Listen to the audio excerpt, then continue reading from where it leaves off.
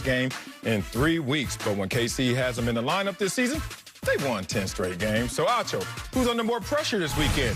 Baker Mayfield or Patrick Mahomes? The name that you said second, sir, Patrick Mahomes is under more pressure. Let us talk about it very concisely, if we shall. Patrick Mahomes has more accolades. Yes. Patrick Mahomes has more yards. Patrick Mahomes has more weapons. Patrick Mahomes is coach. He has a better resume. Patrick Mahomes and that Chiefs team, they have more titles. He has more of everything else. Therefore, he also has more pressure. Okay. Patrick Mahomes, he's sitting here and he's already done so many of these things. And so he's already set the bar incredibly high for himself. Whereas if I look at it, Baker Mayfield, I said this before, playing with house money. 2012, it was May of 2012, a month after I got drafted, Cleveland, the city of Cleveland, they built a casino called Jack Casino. I've told you this before, Marcellus, I didn't really have much to do. You lived there. That's what there. you told me. That year I got hurt in Cleveland, and so because I had the knee brace on my leg, I didn't have much to do. I watched some tape. I would venture up and I would stroll into the casino. Now, I would hobble into the casino because I told you I had that brace on my knee, hobbling into the casino. An interesting thing, Marcellus, I'd go in there with maybe $500 or $800. I was a rookie, didn't have much money.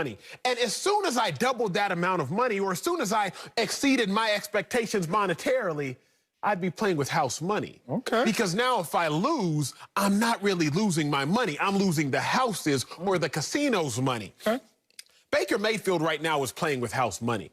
He's already exceeded the expectations of so many that have laid out there before him. I know he's exceeded your expectations. I know he's exceeded the majority of analysts' expectations out there. I know Baker Mayfield has already exceeded expectations that the world has laid upon Baker Mayfield based on how much he struggled the first 2 seasons. And as a result, Baker Mayfield is playing with house money. So when you're talking about who has more pressure going into this game this weekend, it's Patrick Mahomes, because Patrick Mahomes got more of everything else. So obviously, he got more pressure as well, big dog. Wow. Well, you know, obviously, I'm on the other side of this conversation. I think it's Baker Mayfield.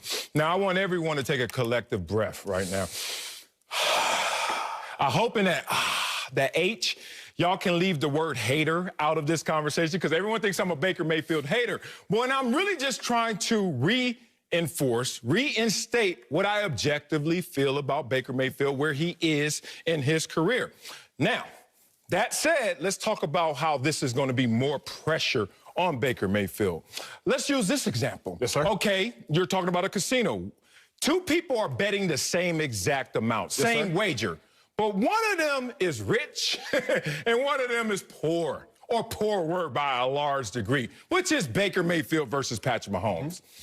Y'all lose that bet. The same wager, who is it going to have more effect on, more impact on? The poorer person, because the rich person has equity. Rich person's like, all right, well, oh well, go into my bank account. I still have that plus some.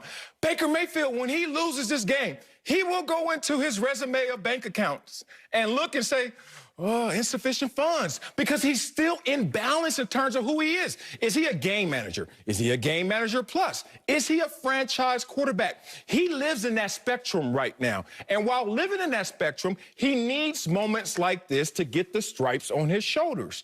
Guess what? Whenever you see somebody with the stripes on your shoulder, you salute. When you see Patrick Mahomes out there, Super Bowl champion, MVP, you salute. When you see Baker Mayfield in the NFL, you don't salute anything. So he's trying to build something.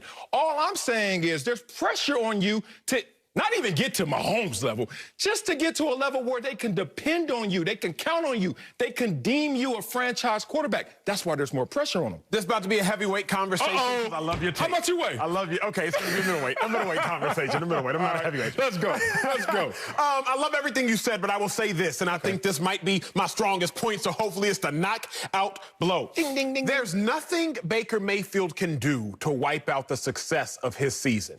There's only one thing Patrick Mahomes can do to maintain the success of his season. There's nothing Baker Mayfield can do to wipe out the success of his season. He goes into this Chiefs game and they get blown out. We might be mad for a day, a couple hours, but you're still going to say the Browns made the playoffs for the first time since 1994, for the first time winning a playoff game since 1994, winning 11 wins as well. Like, the Browns still accomplished something they haven't done in 25 years when it comes to winning 11 games, when it comes to making the playoffs since 2002. You're still going to say the Browns have accomplished a whole lot. But Patrick Mahomes, there's only one thing he can do to maintain the success of his season, and that is win. See, Baker Mayfield, Marcellus, can go out there and he can play a close game. Baker Mayfield can go out there and he can play well. Or Baker Mayfield can go out there and he can win. 3 options still yield success for Baker Mayfield. Play a close game. Still going to get our praise because nobody expecting you to win, Browns. Go out there and play well, Baker. Still going to get applause because, Baker, if you play well and the Browns lose, that's fine because you played well. Or you go out there and win, and, Baker, it's a standing ovation. Yeah. But Patrick Mahomes, big dog, it doesn't matter if Patrick Mahomes plays well if the Browns lose. Excuse me, if the Chiefs lose. Okay. It doesn't matter if Patrick Mahomes, if he goes out there with phenomenal stats. The only thing Patrick Mahomes can do to assure success is if they win. And as a result, Patrick Mahomes, he only has one option. Baker Mayfield has 3 options. More pressure for the man that only has one option. Oh, look at me, boy. You know when I spread my notes out, when I get comfortable with my notes, and this pen is working, and these ears are on, but them eyes are down, you in trouble, big dog. Okay, let's talk about this. Because my first take was in Baker failure. It was Baker losing this game. Let's just talk about the case that Baker actually makes this a contest, and then let's talk about if he actually wins. If he makes this a contest, you know how he will make this a contest? By getting into a shootout with Patrick Mahomes. I told you before, of all quarterbacks in the Super Bowl era, who averages the most points per game at the quarterback position? You know Patrick Mahomes. Patrick Mahomes. Okay. Now let's talk about the fact that you're going to go against a guy who's going to score. All right. So then I'm Baker Mayfield, and I'm sitting there like, we got this strong running game, good defense, and I'm adequate, if not more, at the quarterback position. What will I do? All right, you want to get into a shootout like we did in college? Let's go to war. Uh-oh.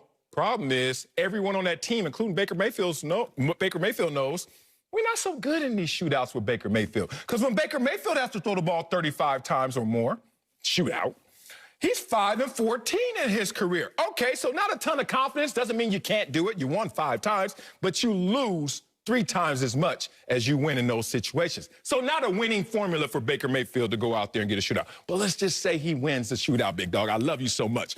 This is why I know I'm not a hater. I give you success, Baker Mayfield. And that still doesn't guarantee you a position in the NFL as you desire as a franchise quarterback. Look at through Super Bowl winning quarterback. Let's say Baker wins this game, wins the next game, wins the Super Bowl. And everyone's like, Baker Mayfield's a franchise quarterback. Oh, pause. Au contraire, mon frere. Has anyone ever heard of Trent Dilfer? I love Trent Dilfer. I think he's like him and Bucky Brooks, my favorite football analyst. All y'all, yep, you too. All y'all. Them 2 are the ones I listen to. I said, oh, let me steal that and plagiarize that. And tremendous. Trent Dilfer wins the Super Bowl. We know heavily because of the defense, of course, and the running game. But he wins the Super Bowl, and guess what? Was he on the team the next year? Okay, let's not go to Trent Dilfer, because that's not even the best case example. This one is. Let's talk about Baker Mayfield and Brad Johnson. Do you remember Brad Johnson? Of course, 2002. 2002 Buccaneers. Defense comes to mind again. Of course. And when you're Baker Mayfield, running game comes to mind. There's always a supporting cast. But let's look at this full screen and describe what we're seeing on this full screen. This is Brad Johnson in success in a championship winning year. Look at the comps right here. Win losses. Okay, you look at Brad Johnson over there to Baker Mayfield. Passing yards per game. Same, if not nod to Brad Johnson. Passing touchdowns to interception. Basically the same right there. Maybe a nod to Baker, maybe a nod to Brad, but they're the same. Completion percentage and passer rating. In success, that's with the cherry on top of the sundae.